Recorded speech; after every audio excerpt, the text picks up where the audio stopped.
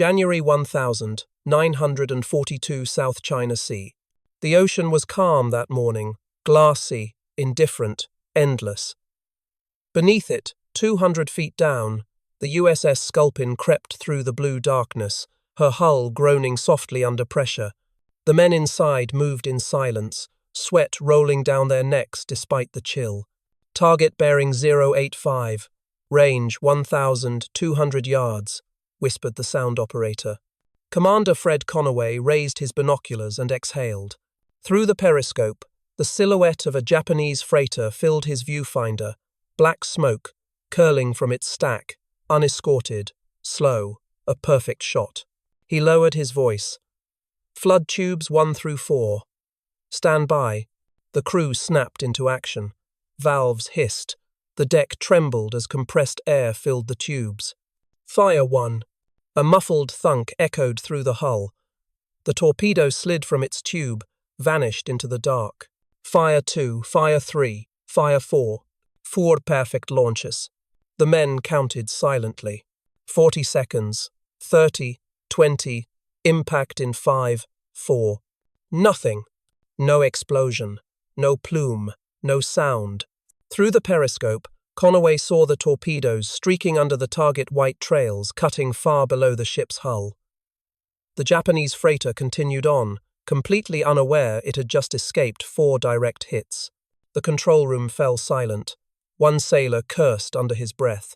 Another slammed his fist into a bulkhead. Conaway stared through the scope, jaw tightening. They ran deep again. It wasn't the first time. Every captain in the Pacific was complaining about it, but Washington didn't believe them. According to the Navy's Bureau of Ordnance, the Mark 14 torpedo was the most advanced in the world. Tell that to the crews who risked their lives firing duds.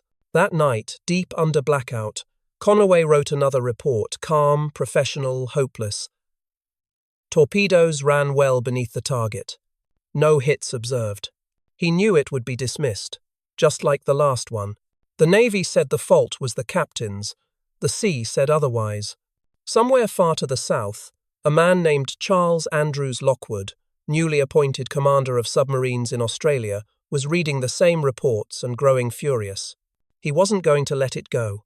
February 1942, Fremantle Naval Base, Western Australia. The heat was merciless. The metallic scent of fuel and salt water filled the air as submarines rested at anchor, their grey hulls shimmering under the southern Sunday. Beneath the fluttering stars and stripes, Rear Admiral Charles Swede Lockwood stood on the dock, arms crossed, watching a battered submarine limp into port. Its paint was scorched, its crew hollow-eyed, but the deck gun crew still saluted smartly as they docked. The USS Seawolf had survived a brutal convoy attack off the Philippines yet again. Not one of her torpedoes had detonated properly.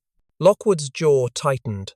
He had read the reports for months, dismissing some, questioning others. But now he was seeing the toll firsthand. Men were dying not because they missed, but because their weapons failed them. He turned to his operations officer, Commander Tom Claggett, and spoke quietly, his voice like gravel. 3 confirmed hits, no detonations. 3 duds. That's not bad luck, Tom. That's betrayal. Claggett nodded grimly. Bureau says it's impossible, sir. They claim the captains are firing wrong, too close, too fast, or at bad angles. Lockwood's lips curled. Then the Bureau can come out here and fight the damn war themselves. The Admiral was a submariner to his bones. Stocky, sharp-eyed, with a temper like a depth charge, he had spent decades underwater, commanding crews from Manila to Pearl Harbor. To his men, he was both mentor and warrior. To the bureaucrats in Washington, a dangerous man with too many opinions. But now, those opinions were turning into fury. He'd seen too many patrols end in failure, too many letters to families explaining why a ship returned home without a single confirmed kill. The Pacific War was supposed to be America's first line of counterattack, and its deadliest weapon, the submarine force, was firing blanks. That night, in his small office overlooking the harbor, Lockwood sat alone with the reports spread before him. Sculpin, Sea Dragon, Pollock, Greyback, Trigger. Everyone told the same story. Torpedoes ran deep, magnetic detonators failed. Contact pistols crushed instead of firing. He stared at a photograph of a Mark 14 torpedo pinned to the wall, long, sleek, and supposedly flawless. The Bureau of Ordnance called it the pride of American engineering. He tapped the photo with a pencil. "You're lying to me," he muttered. Outside, the base loudspeakers crackled with the sound of departing submarines, their diesel engines rumbling into the night. Each one carried a dozen Mark 14 seconds each one. In Lockwood's mind, a potential death sentence for brave men. He closed his notebook, stood, and straightened his cap. If Washington wouldn't test the torpedoes, he would. Even if it meant defying orders. Even if it meant being called mad. March 1942, Fremantle Harbour, Western Australia. The morning sun cut through the mist like a blade, glinting off the calm harbour waters. Sailors stood lined along the dock as two submarines prepared for something no one in the Navy had ever dared to do: fire live torpedoes at stationary targets inside a friendly port. Rear Admiral Charles Swede Lockwood stood with his cap tucked under one arm, his expression set in stone. To his right, Commander Tom Claggett looked nervous. "Sir, the Bureau's going to have our heads for this," he muttered. Lockwood didn't blink. "Then they can have them, but I'll have proof first." The test platform, a decommissioned freighter anchored a few miles offshore, bobbed gently in the swell. The USS Muskellunge waited beneath the surface, tubes loaded with 3 live Mark 14 seconds. On Lockwood's order, the radio crackled, "Commence firing." And the first torpedo left its tube in a hiss of bubbles, slicing through the blue water like a silver shark. The seconds crawled by 30, 40, 50, and then a dull thud. No explosion, just a puff of spray. Lockwood's yaw tightened. "Again," he said. The second shot ran too deep, its white trail disappearing beneath the freighter. The third torpedo struck the target squarely and bounced off, floating to the surface before sinking silently into the depths. Silence fell over the observation deck. The only sound was the slap of waves against the pier. 3 direct hits, Lockwood said flatly, and not one damned explosion. The men around him exchanged uneasy glances. For months, submarine captains had been accused of incompetence, their patrols written off as failures. But now, with their own eyes, they had seen the truth: the torpedoes were defective. Lockwood turned to his staff. "Get me divers. I want that torpedo recovered. I want to see what's wrong with it." By mid-afternoon, divers hauled the dented Mark 14 onto the dock. Its nose cone was crushed flat like a tin can. The contact pistol, the firing mechanism, had collapsed inward instead of triggering the warhead. Lockwood knelt beside it, running his hand over the metal. "This," he said quietly, "is what's killing our submariners." One of the engineers hesitated. "Sir, should we report the test results to Washington?" Lockwood stood, eyes cold. "Oh, I'll report it, but not the way they expect." That night, he dictated a message to the Bureau of Ordnance in Washington. Mark 14 torpedoes unreliable, premature detonations, depth errors, contact failures confirmed. Recommend immediate suspension pending redesign. He signed it with a flourish: C.A. Lockwood, Rear Admiral, U.S. Navy. When the telegram reached Washington, it caused outrage. They accused him of hysteria, insubordination, even sabotage. Lockwood didn't care. He wasn't fighting for approval, he was fighting for the men who went to war with weapons that lied. He poured himself a cup of black coffee, stared out across the harbour, and whispered, "If they won't fix it, I will." April 1942, Fremantle Naval Base, Australia. The telegram hit Washington like a depth charge. Within days, a reply came back cold, dismissive, and dripping with condescension. Admiral Lockwood's claims are unsubstantiated. Field conditions, not torpedo design, are responsible for recent failures. No further testing is authorized without Bureau oversight. Lockwood read the message aloud in his office, his knuckles whitening as he gripped the page. "No further testing," he repeated bitterly. "They'd rather protect their reputation than our sailors." Commander Tom Claggett, standing across the desk, hesitated. "Sir, they're threatening court-martial if we continue unauthorized firings." Lockwood's response was immediate. "Then we'll call them training exercises." The staff exchanged uneasy glances. They'd seen that look before, the one that earned Lockwood his nickname, the Mad Admiral. But to the men of the silent service, his madness was courage. He walked to the map wall, dotted with pins representing every U.S. submarine lost in the Pacific, 22 so far. Some sunk by enemy depth charges, but others, Lockwood knew, had died because their torpedoes failed them when it mattered most. He slammed a pin into the Philippines. "This isn't paperwork, these are graves." Over the next weeks, Lockwood quietly organized a second round of tests, this time under greater secrecy. Engineers rechecked depth settings and firing angles. Divers measured craters and recoveries with chalk and cameras. The results were undeniable. Nearly 70% of torpedoes ran 10 to 15 feet deeper than their set depth. The magnetic exploders designed to detonate under a ship's keel often went off prematurely or not at all. The contact pistols jammed under high impact.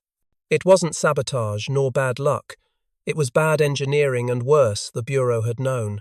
One of Lockwood's engineers, Lieutenant Herman Kostler, placed a report on his desk. "Sir, early internal memos from Newport show test discrepancies going back to 1939. They ignored them." Lockwood stared at the document, his face pale with anger. "They sent us to war with broken weapons," he said quietly. "And they buried the evidence." That night he wrote again to the Bureau, but this time his tone was colder, more deliberate. "If the Bureau of Ordnance cannot provide a functioning torpedo, the Pacific Fleet will build one itself. I will not allow another man to die firing blanks." In Washington, the letter sparked outrage. Some called for his removal, others whispered that Lockwood had crossed a line no admiral should cross. But out in the Pacific, among the submariners who lived by his word, that letter spread like wildfire, pinned to wardroom walls, read in low voices before patrols. It said what they all knew but dared not speak. The problem wasn't them. It was the weapon. The crews began calling the tests Lockwood's Rebellion, and one by one their loyalty shifted from the Bureau to the man who was finally fighting for them. Juneo mienowa sute patruzech, shidoi, Fremantle, Western Australia. The winter winds howled across the harbour, rattling loose chains and steel hatches. Inside a corrugated metal warehouse on the edge of the base, Admiral Charles Swede Lockwood stood with a wrench in hand, grease on his sleeves, surrounded by engineers and mechanics. In front of them lay a stripped-down Mark 14 torpedo, its outer casing removed, its innards exposed like the organs of a patient under surgery. Lockwood pointed with the wrench. This is what they call perfect design? Look at it. Delicate firing pin. Thin aluminum striker plate. It's a miracle the damn thing doesn't break if you sneeze on it." Lieutenant Kostler nodded grimly, holding up a mangled detonator recovered from the last live fire test. "Sir, at 35 knots, the impact compresses this housing before the firing pin can strike. It crushes the pistol instead of igniting it." Lockwood's eyes darkened. "Meaning, gentlemen, that every time one of our boys hits a ship dead on, the torpedo punches it and dies like a fish out of water." He slammed the wrench on the table, the sound echoing through the hangar. They worked through the night, redesigning parts, bending plates, reworking trigger geometry. The solution was simple, almost insultingly so: a heavier firing pin spring and a reinforced striker plate. By dawn, Lockwood looked like he hadn't slept in a week, but his eyes burned with purpose. "Mount it," he ordered. "We'll test it ourselves." That afternoon, under a grey sky, they towed a rusted barge into position at the harbour's edge. On the dock, sailors stood shoulder to shoulder as the USS Muskellunge submerged for the test. "Fire 1," came the radio call. The torpedo hissed from its tube, streaking toward the target. 20 seconds. 30. 40. Boom! A geyser of smoke and spray erupted from the barge. The shockwave rolled through the harbour. Men cheered, shouting, some laughing with disbelief. After months of humiliation, the impossible had finally happened. Lockwood didn't smile. He just removed his cap and watched the smoke fade. "That," he said quietly, "is what a working torpedo looks like." He ordered 10 more tests over the next week, different depths, different angles. Every single one detonated on impact. When the final explosion echoed across Fremantle, Lockwood turned to Claggett. "Send word to every boat captain in the fleet. The Bureau is wrong. Set your depth 10 feet shallower, disable the magnetic exploder, and tell your crews their torpedoes work again." Claggett hesitated. "Sir, that's direct violation of standing orders." Lockwood smiled faintly. "Then let them court-martial me from Washington. But they'll have to come a long way to do it." That night, in the officers' mess, word spread through the base. The mad Admiral had fixed what Washington couldn't or wouldn't. For the first time, the submariners of the Pacific felt hope. And halfway across the ocean, the Japanese merchant fleet was about to feel the difference. July 1942, the Banda Sea, Southwest Pacific. The USS Tinosa stalked her prey in silence. Deep below the calm waves, Commander Lawson Red Ramage peered through the periscope at a fat Japanese tanker ploughing through the sea lanes. The ship was unescorted, massive, and worth its weight in fuel, a perfect kill. Range 1,400 yards. Angle on the bow, 85 degrees starboard, murmured his exec, Lieutenant Dick O'Kane. Ramage whispered, "Fire one." The first torpedo launched cleanly, leaving a long trail of bubbles. The men waited, breathless. 30 seconds later, impact and explosion. A perfect detonation. The tanker erupted in a rolling fireball, columns of black smoke twisting toward the sky. Cheers filled the control room. After months of humiliation, the crew had finally witnessed a torpedo that worked. "Fire two!" Ramage shouted. Another explosion tore into the tanker's hull. Flames leapt higher. Within minutes, the ship listed sharply, its steel carcass breaking apart. The crew stared, stunned. 2 hits, 2 detonations, just as Lockwood had promised. Back at Fremantle, a coded message arrived for Admiral Lockwood. "Enemy tanker destroyed. 2 torpedoes. Both functioned perfectly. Congratulations, sir." He read it twice, then exhaled. The corners of his mouth lifted just barely. "By God, we've done it," he whispered. The tests spread quickly across the Pacific. Captains began modifying their torpedoes according to Lockwood's unofficial directives. They set the running depth shallower, disabled the magnetic exploders, and trusted only contact detonation. Within weeks, the kill reports skyrocketed. Japanese shipping tonnage losses multiplied tenfold. For the first time since the attack on Pearl Harbor, America's submarines were striking back with deadly precision. At Pearl Harbor, Admiral Chester Nimitz himself sent Lockwood a message of praise. "Excellent work, Swede. You've restored faith in the fleet and fire in their hearts." But not everyone was celebrating. In Washington, the Bureau of Ordnance was furious. Their engineers insisted the Pacific Fleet's modifications were reckless and unauthorized. They accused Lockwood of falsifying reports. Lockwood responded with a single line, "Our results are written on the bottom of the ocean." By autumn, the numbers spoke louder than any memo. Japan had lost over 500,000 tons of shipping. Supply lines were collapsing. The once invisible American submarine force had become the most feared predator in the Pacific. On the docks of Fremantle, crews returning from patrol painted new victory flags on their conning towers, rising suns crossed out with white bars. Sailors toasted to Lockwood in the wardroom. "To the mad Admiral," they'd say, raising tin cups of coffee. He made the fish bite again. Lockwood never attended the celebrations. He preferred to stand by the pier at dusk, staring out at the endless ocean where so many of his men still fought and died. He didn't think of glory or victory. He thought of the men who never came home because their torpedoes hadn't worked when they needed them most. October 1943, Washington, D.C., Bureau of Ordnance Headquarters. The marble hallways of the Navy Department were silent except for the click of boots. Rear Admiral Charles Swede Lockwood, recently recalled from the Pacific for a technical hearing, strode through the corridors like a man heading to battle. His khaki uniform still smelled faintly of diesel and salt. He was far from the front lines, but this was war of another kind.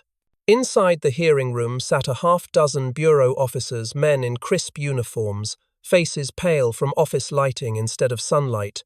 At the head of the table, Rear Admiral Ralph Waldo Christie, Chief of Torpedo Development, waited with a thin smile. He was one of the designers of the Mark 14, the weapon Lockwood had just publicly dismantled.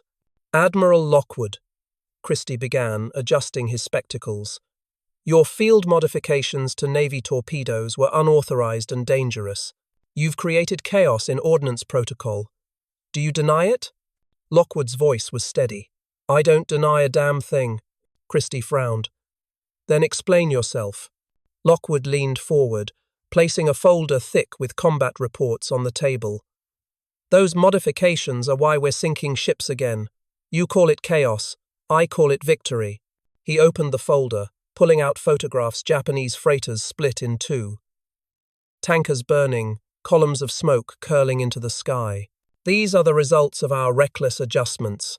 And these, he tossed another stack of photos, this time of shattered submarines, are the results of your perfect torpedo. The room fell silent. Lockwood continued, quieter now but sharper. You sat in your offices and told my captains they were cowards, that they were firing wrong. I've seen men come back from patrol with tears in their eyes because every shot they fired failed. You called them liars, you buried the reports, and you killed good men with your pride. Christie's jaw tightened. The Bureau has procedures. To hell with your procedures, Lockwood snapped, slamming his palm on the table. Out there, procedures don't save lives. Working torpedoes do. For a long moment, no one spoke. Then one younger officer, clearly shaken, quietly asked, Sir, how did you fix them? Lockwood straightened, his tone softening. By testing them. The way they should have been tested before the war ever started. We found the depth mechanism was faulty. The magnetic exploder was too sensitive. The contact pistol crushed on impact. We built a better striker, disabled the magnetics, and set them to run 10 feet shallower. He paused. It wasn't science, it was common sense.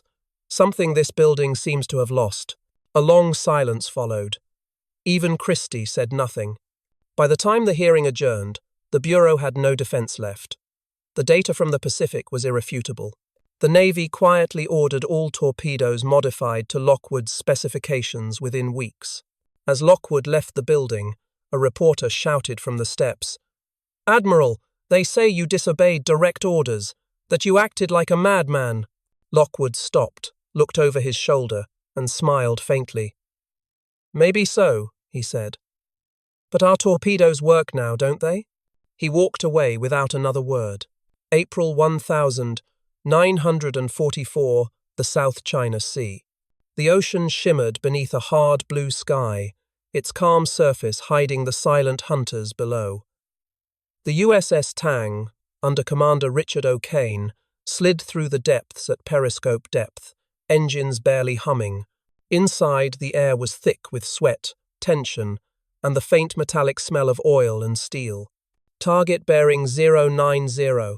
Japanese convoy, 3 ships, 1 escort, whispered the sonar operator. O'Kane leaned into the periscope. Angle on the bow, port 70, range, 2,000 yards. His voice was calm, precise, like a surgeon preparing for a cut. These were Lockwood's new torpedoes, field-tested, rebuilt, and proven. Each one was a bullet forged from frustration and defiance. Fire 1, O'Kane ordered. The torpedo shot forward in a rush of compressed air. Fire 2, fire 3. The seconds ticked by. Then boom, boom.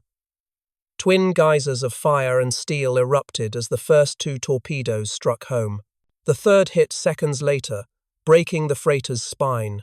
The control room erupted in cheers. 3 for 3, Captain. O'Kane didn't smile. He simply whispered, "Tell the Admiral his fish bite now." Thousands of miles away, at Pearl Harbor headquarters, Admiral Charles Lockwood stood beside a large wall map dotted with red pins, each marking a Japanese ship sunk by American submarines. The Pacific Fleet's success was no longer theory, it was transformation. Since Lockwood's rebellion at Fremantle, the submarine force had sunk more than half of Japan's merchant fleet, over 5 million tons of shipping. Oil, ammunition, food, steel, everything Japan needed to fight was vanishing beneath the waves. The Navy finally acknowledged it publicly. The Mark 14 torpedo had been flawed from the beginning, and Lockwood's persistence had saved the submarine arm from disaster. But to the Admiral, vindication meant little compared to the memory of those lost to silence. He would visit the docks at night, watching the returning submarines glide in decks lined with weary, victorious faces.